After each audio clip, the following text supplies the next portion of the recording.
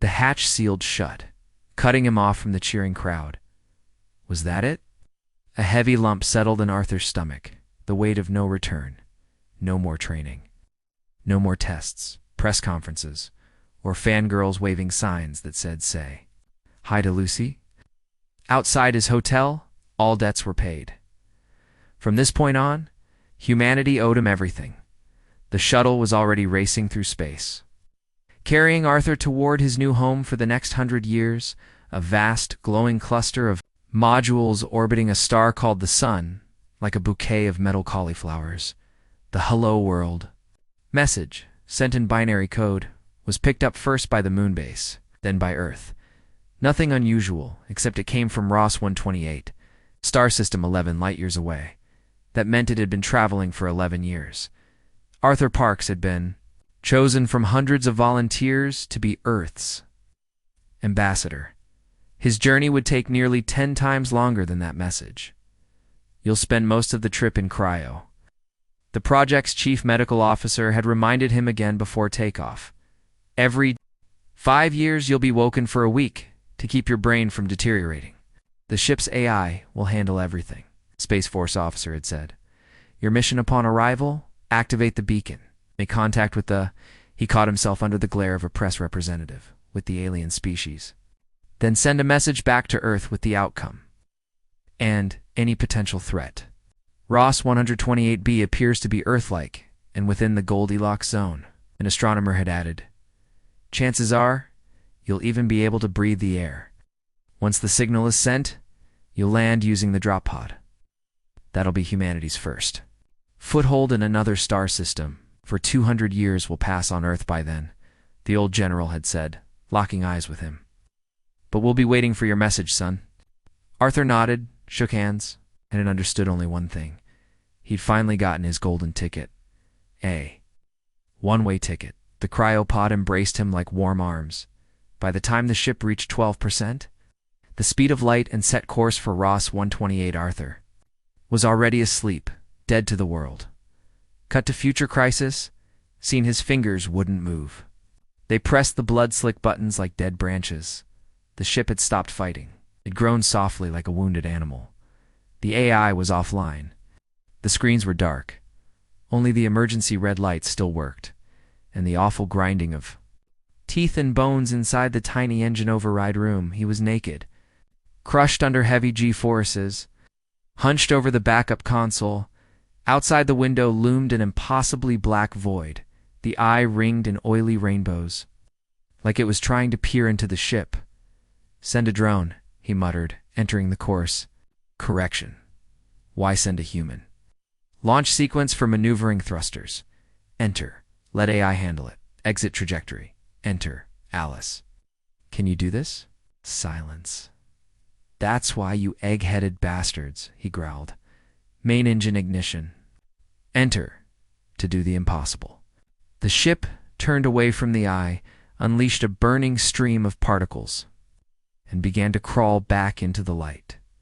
Far Future Museum, seen children. The day you stand aboard the legendary Daedalus and you're lucky enough to see Arthur. Parks himself, said the woman in the plaid suit. This old ship was launched at the dawn of the Exodus era, sent to investigate a signal from the Sol system and attempt first contact. But it became famous for discovering the eye and the Parks effect. That's what made Daedalus the first time ship. Arthur Parks became the first human time traveler. Arthur opened his eyes. A visual overlay appeared over the narration. A tidy woman, hair in a bun, guiding a group of wide-eyed kids. No Jin. He didn't meet anyone, she said. The Seppi. No, contact with them came later, through the Rudrupreich. We'll visit that exhibit next week. Why was it worth it? Well, the data Arthur sent about the eye and the time distortion helped us survive the eye shock invasion. A boy stood just outside Arthur's pod, picking his nose while casually tapping commands into the control panel. Vova, step away from the pod. Oh, Arthur, under a dozen curious stares, suddenly realized he was completely naked. In vain to cover himself. Oh, I'm so sorry, Mr. Parks. The woman quickly looked away, blushing as she lowered her eyes. Kids, you understand? Her elegant fingers danced across the console, and Arthur felt sleep pulling him back down.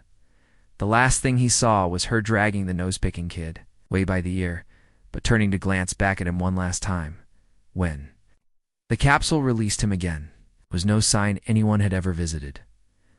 Arthur wandered aimlessly through the control deck. He asked Alice for surveillance footage, part of him wanting to see her again, but the recordings showed nothing but sterile white silence.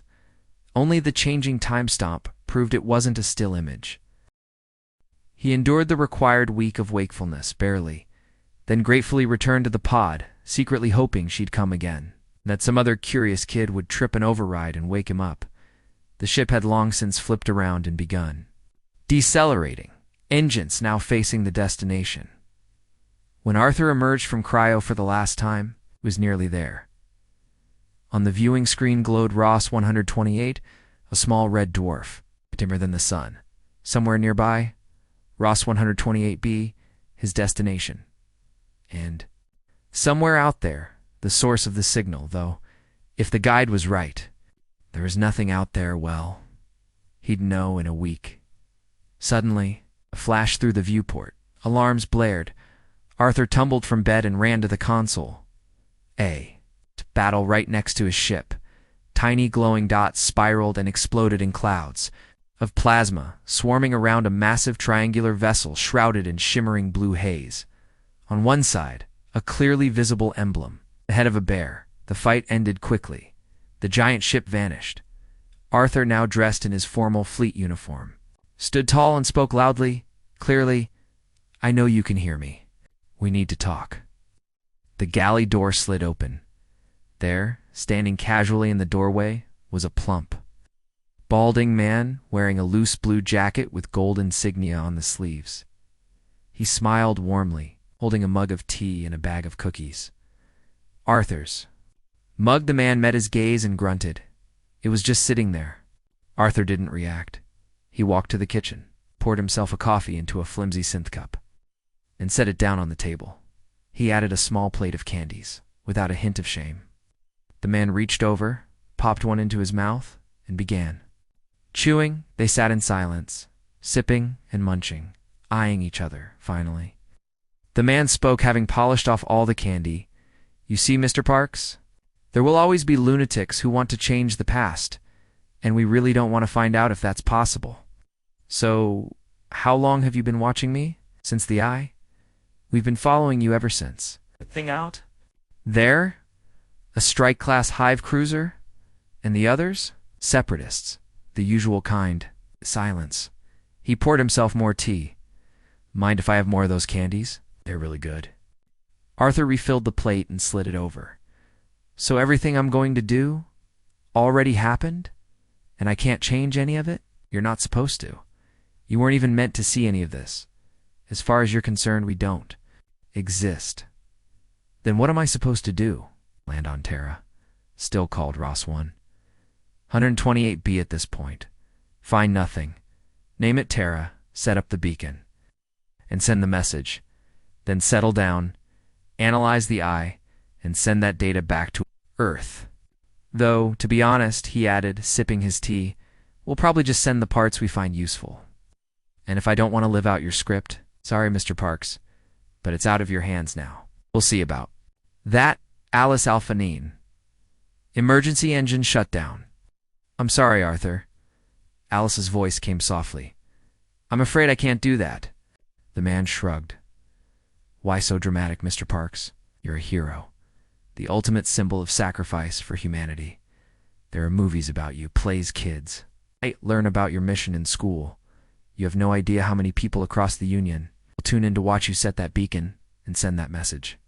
He paused, then added with a grin, "Also, you get 1% of all royalties from your name and likeness. Your account's doing quite well. And what am I supposed to spend it on? The planet's uninhabited? Who said it was? Terra's. One of the Union's top bread baskets now. Bread. What? Farms. Big ones. Ranches, I think you'd call them. But how? I just got here. Time, Mr. Parks. Time. While you were heroically saving your ship, you were stuck inside the eye. Ever heard of time dilation near gravity wells? Yeah, so here's the thing, the man said, sipping his tea. Near a black hole, time can slow down, or even run backward. You barely skim the edge. And now you're about 100 years in the past, give or take. Wait, so I haven't even left Earth yet. Not only that, the man chuckled.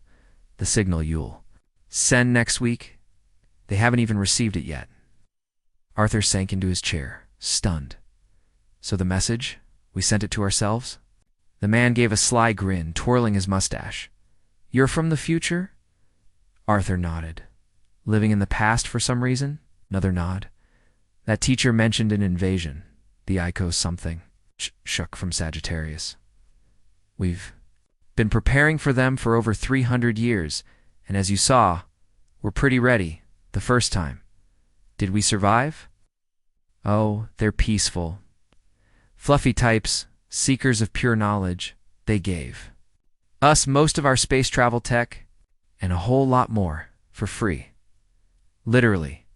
And yes, we met them thanks to you. They intercepted your signal. So did the iShock. Fortunately, basically, all of it because of you, and thanks to you, he smiled. The teacher's name is Natasha. Romanova, by the way. Arthur blushed slightly.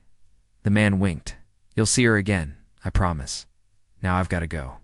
Just remember, it all already happened, which means you did everything right, at the right time, because we're still here.